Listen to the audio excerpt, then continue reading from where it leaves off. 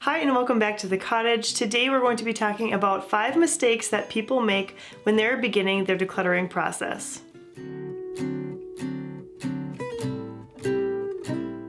In my last video, I talked about the 5 main stages of minimalism, and I mentioned that most people will find themselves in stage 3 for the longest amount of time, and that is because that is the stage when the bulk of the decluttering happens. Decluttering can be physically draining and also very emotionally draining, and it tends to be the stage where people need a lot of support and encouragement. And so today I wanted to share with you what I believe are 5 very common mistakes that are made during the decluttering process as a way for you to have that on your radar to avoid that, and also offer up some tips that you can do instead of these mistakes that can help you make the decluttering process as smooth and enjoyable as possible. The first common mistake that is made during the decluttering process is taking on too much at once and being overwhelmed with the process. And so a lot of times, if we go back to the video about the stages, people are so excited to start the decluttering process because they were feeling very overwhelmed and defeated in stage number 2, and they're ready to make a change in their lives, which is great. But they tend to be sometimes a little bit overzealous in what they can tackle all at once. Maybe you're going through every closet, tearing everything out of it and looking at what you have, and you're actually making a bigger mess in that process. And so what is encouraged instead is to start very small. Start with a small area, maybe even a drawer or a shelf, just one little area that you can focus on and get that spot decluttered, or start with a category. Marie Kondo, I'm sure you've heard a lot about her. She has the books, The Life-Changing Magic of Tidying Up, and she suggests starting with something that's very unsentimental, that you can declutter fairly quickly, and to focus only on that one category. So that is really helpful advice. If you bring out all of your clothing, for example, which is what she recommends you start with first, because there's not as much of attachment to clothing most of the time, you pile everything in one spot and then you go through that one category. That can be a little overwhelming to people, and if it is, step back and do only your shirts at one time or only your pants at one time, and really focus in on the narrow. And by doing that, you're going to build up those decluttering muscles that will help you to make more momentum and to have more progress going forward. The second mistake that a lot of people make during the decluttering process is that they try to play the organizing game. So they are confronted with a lot of clutter, they're feeling overwhelmed, and the thought is that if they get bins, matching bins or labels, and they just tidy things up a bit, that will solve the clutter problem. And decluttering is not the same as organizing. Organizing is just a way to keep the habit going, to make it streamlined so that moving forward things can run smoothly. But decluttering is actually bringing things down to a manageable level. And so if you are just taking the same amount of items and organizing them into categories and bins and boxes, you're not really dealing with the clutter, you're just separating it out, organizing it, and the same amount of stuff is still there to deal with. Now, if you weren't able to manage that amount of things before, the likelihood of you being able to manage them after they're all organized and color-coded and everything is pretty slim. And so again, the goal is to bring things down to a manageable level, have the right amount of inventory for you that can streamline the process and keep things decluttered going forward.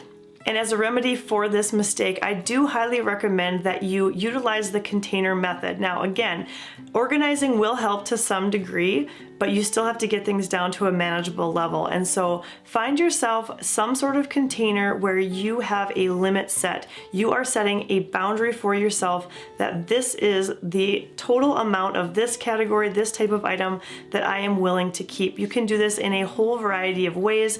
If you are going through your closet, for example, your container can be the hangers that you keep in it. Have your hangers so that they're all easily accessible.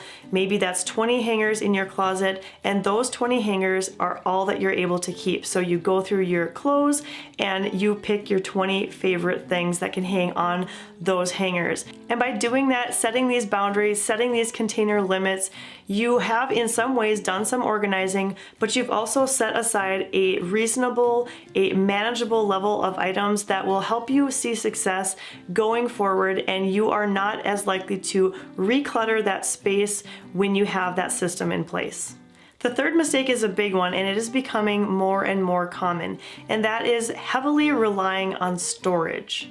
As a whole, at least here in the United States where I live, we tend to have way more than we actually need. And when a person is starting to sense and feel that overwhelm of having too much, they might fall back on the tendency to go to the out of sight, out of mind approach and remove those belongings from their lives without actually dealing with them. Now, that might be something as simple as boxing things up and putting them in your garage or your storage room in your home, but it can also go to the extreme of actually purchasing storage units, building extra storage sheds, and making more space for these things that you don't even really interact with on a regular basis. The storage rental industry is booming right now, and it was built off of the idea of abundance, off of having too much. So what is the problem here? The problem, like I said, it's out of sight, out of mind. You are not interacting with those items on a regular basis, and so they're not really affecting your life. But moving things even within your own house to be put away, you're not dealing with the issue at hand. And so you're just going to continue accumulating more clutter and not really getting down to the root of the problem. So please, as you are decluttering, make your very best effort to get these items that you have determined no longer hold value in your life and you want to rid yourself of them. Get those items in a basket or bin and donate them right away. Give them away, sell them right away. Just get them physically out of your life and off of your mind, because storing them away won't do you any good. Now, the Minimal Mom does talk about what she calls the time will tell bin. And this is a way for beginning minimalists or somebody who's just starting the decluttering process to make some decluttering decisions without being fully committed.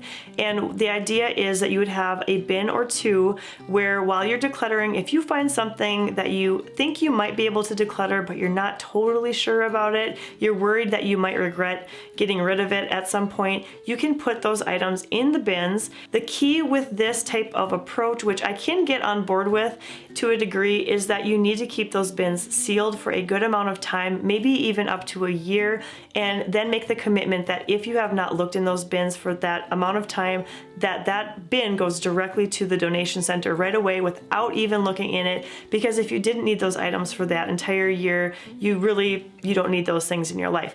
The good thing about this process is that if you find that you need something that you had decluttered or put in this bin, you can retrieve it easily without having to do repurchasing.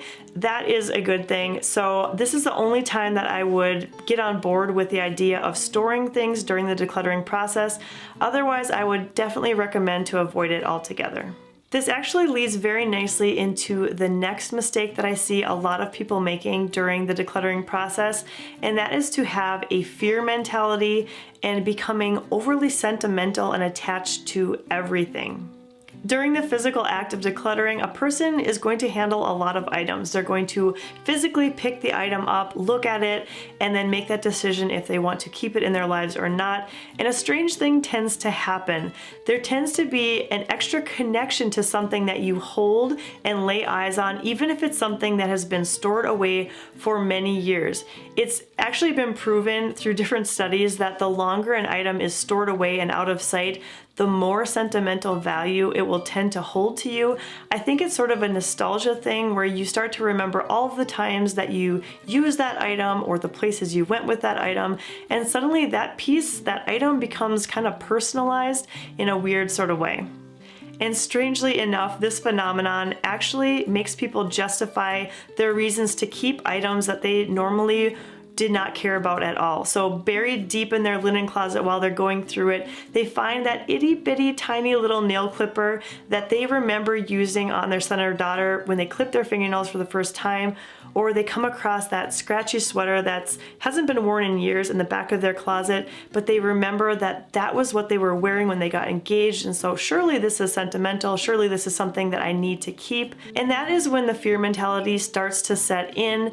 People then get worried about what they are going to lose when they do the decluttering. They start to think, if I get rid of this item, I won't have that memory anymore. I won't remember the first time I clipped my child's fingernails. I won't remember how magical magical and amazing my engagement day was. They start to think about what they will lose instead of what they can gain from this process of decluttering, which is more space, more clarity, time to do the things that they've been wanting to do. And so to avoid this mistake, it's going to be really important to acknowledge that this can happen. Your mind can play tricks on you, making you think that something is much more sentimental than it actually is. And to also realize that these physical items, they do not need to be personalized. Not everything in your life needs to hold that special personalized value. And of course, there will be some sentimental items that you come across during your decluttering process that you will want to keep and you will want to highlight. And for those, I like to use the statement, if everything is special, then nothing truly is. And that really helps me to zone in on those truly special items and give them a place of prominence in my life and let everything else be just what it is, a physical item that can be decluttered. And the fifth and final mistake that a lot of people are faced with when they are decluttering is comparing themselves to or taking too much advice from other people. You've heard it said that comparison is the thief of joy, and when it comes to decluttering and minimalism, it really is pointless to do much comparing because what one person sees as valuable and necessary in their life is not the same as the next person. I found that a lot of people actually have a misunderstanding of what clutter actually is. Clutter is when we hold on to things that aren't adding value to our lives, so they're not useful, they're not special to us, they really don't add any value, they're basically just taking up space. That is clutter. A lot of times when people think about minimalism, they are focused in on the aesthetic part of it only, the visual aspect of it. And so they have this preconceived idea in their minds a lot of times that everything needs to be very bare and very free of color, and that is what a decluttered space looks like. And so somebody that is decluttering might have this idea in their mind that they need to go further than they actually need to go because they think, well, I can't be a minimalist, I can't have a simplified life if I have a library full of books, for example. I want to be a minimalist, but I also want to keep these books. But the truth of the matter is that if a person is enjoying books, they love them, they should keep them because that is not clutter to them. And likewise, as it relates to decluttering, a person shouldn't feel that they need to keep something just because somebody else says that they should have it. Only you are able to decide what you want to surround yourself with, and comparing yourself to or being guided fully by other people is pretty counterproductive. Comparison can also be pretty defeating and a little disheartening when you notice somebody else further along in the journey of decluttering and you feel like you haven't made any progress at all. But in reality, it's important for you to only compare yourself to your own yesterday and to focus on your own decluttering journey. I have been learning a ton from you guys in the comment section. You give me such great comments. I appreciate it so much. And recently there was somebody that commented that they like to take a picture of a space before they declutter it and have that before image, and that really helps them afterwards to see how far they've come, and I think that is a super great idea.